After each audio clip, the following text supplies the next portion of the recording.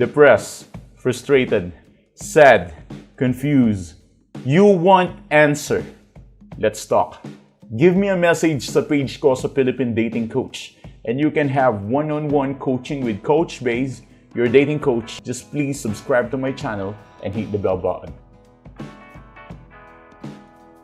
Well, kung ang gusto mo ay ang non-stop kanyang isipin or yung mag-overthink siya ng too much, kailangan mong pakinggan ang video na to dahil naririto ang mga sangkap at tips na kailangan mong gawin upang mag-isip siya ng walang sawa. So, bakit ba natin ginagawa to? Everything about this is just from the power of psychology. So, humihiram lang tayo ng kapangyarihan sa psychology para may konti tayong advantage. Well, since back then, di ba, hindi mo naman trip ang psychology. Parang hindi naman ito yung gusto mo. Na-encounter mo yung breakup. Noong na-encounter mo yung breakup, doon mo na-realize, gusto mo pala, kailangan mo pala. And why do you need this psychology thing or this psychology technique? Kasi na-realize mo na hindi babalik ang ex mo without having some sort of trick or using some sort of mind frame. Siguro nag-stick ka sa pagiging begging or yung pakikiusap, maybe, or probably yun yung mga activities na ginagawa mo continuously na hindi nag-work ng tama. And because of that, you are experiencing such failure regarding sa pagbabalik ng ex mo. Now, let's begin the topic. How to get your ex back using psychology and how can you trick and trigger at gawin mong overthinker yung ex mo na ngayon. We can do that in a simple way, in a very simple way. Ang una sa lahat, it is very common, it is very, lahat na pag-usapan na to, no contact rule, okay? Wala mo nang, kung may intindihan nyo no contact rule, yung iba dyan napanood na, pero yung iba hindi pa familiar dito, this is one of the best tricks na pwede mong gamitin. So just separate and fade away from your ex. Yun lang naman siya. Number 2 is the mind frame during the no contact. Ang mind frame mo during no contact is all about yourself. Maybe for a very long time, ang tingin mo ang pagiging selfless at ang pagiging hindi egoistic, siya yung ginagawa mo for a very long time. Pero na-realize mo ba na minsan sa relasyon, mas malakas ang mga egoistic? They are very powerful, they are very manipulative. Alam ko, it is not something na tinuturo ng Facebook or ng quotes ng mga movies na kailangan mo daw maging selfless. But maybe this is the right time para maging selfish ka. Kasi iniwan ka na eh. Ano ba choice mo? Selfless ka pa? O anong gagawin mo pag selfless ka?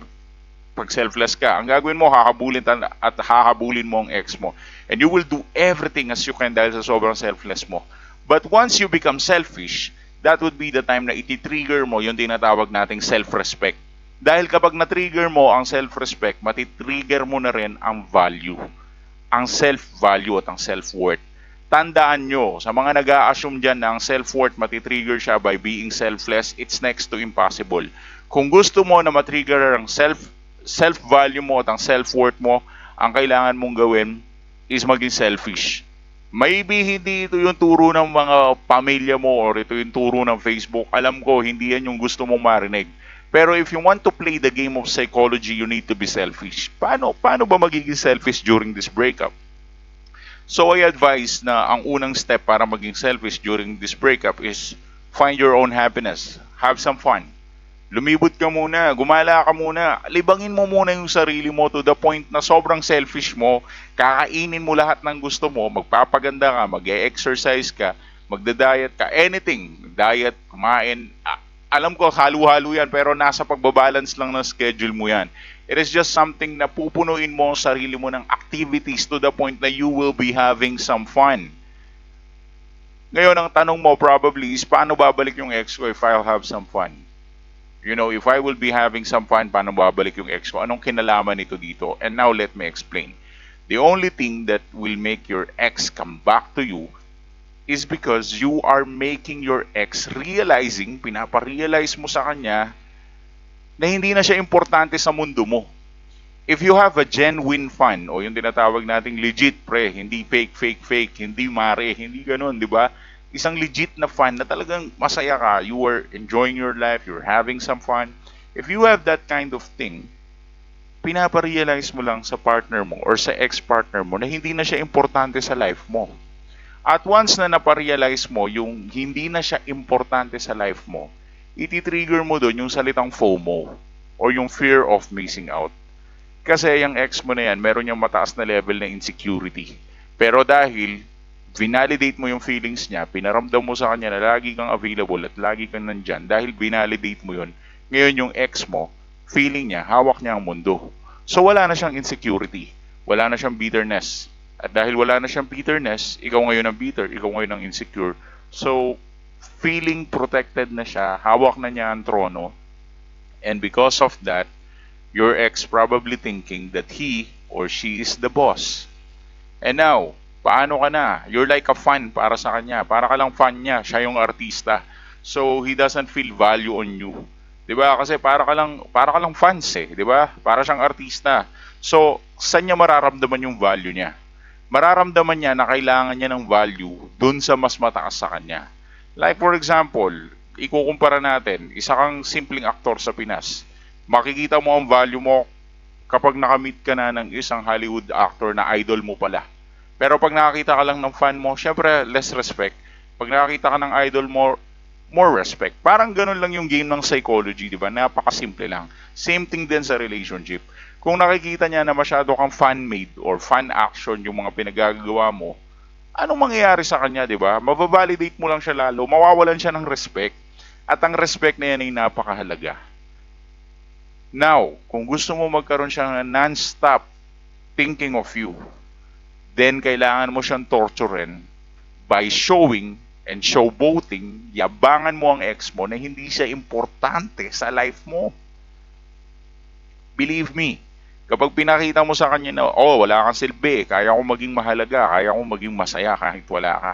If you show importance through that thing, and then mas mataas ang tendency na matitrigger mo talaga yung inis ng ex mo.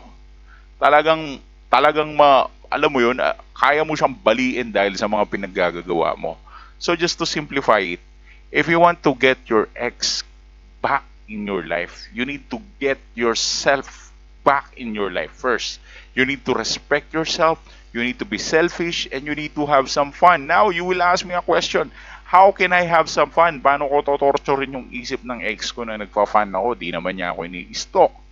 Di, naka-block na ako or hindi naman niya ako pinapansin, hindi naman niya ako tinitignan. I know it's really hard to do this, but please just do that.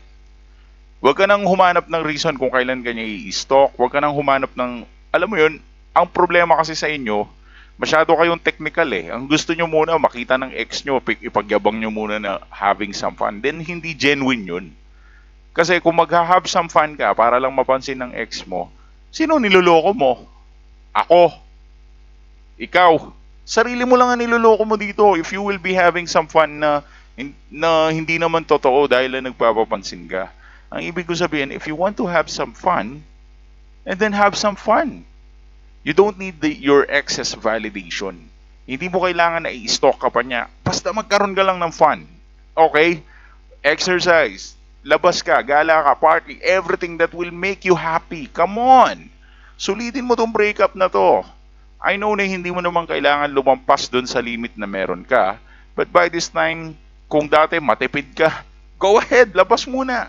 Come on, torturing mo ang ex mo gamit ang fun. Pero alam ko, iniisip mo kung paano alam mo yun, paano gagamitin ang fun just to get your ex back. Kusang malalaman ng ex mo yan, maniwala ka sa akin. Kahit sabihin pang naka-block ka, it doesn't matter.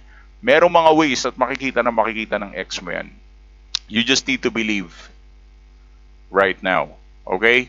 And if you want one-on-one coaching, bigyan nyo na lang kami ng message sa Philippine Dating Coach. Yo, thanks for watching.